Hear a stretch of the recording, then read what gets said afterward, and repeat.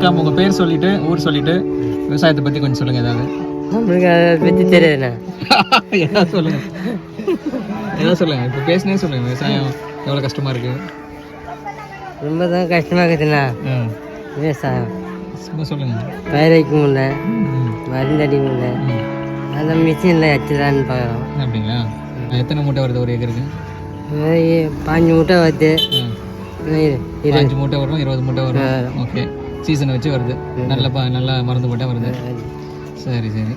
இயற்கை விவசாயம் பண்ணுறீங்களா இல்லை கெமிக்கல் விவசாயமா? இயற்கை தான். இயற்கை பண்ணுறீங்க, நல்ல விஷயம். ஏர் ஓட்டி சூப்பராக பண்ணுறீங்களா?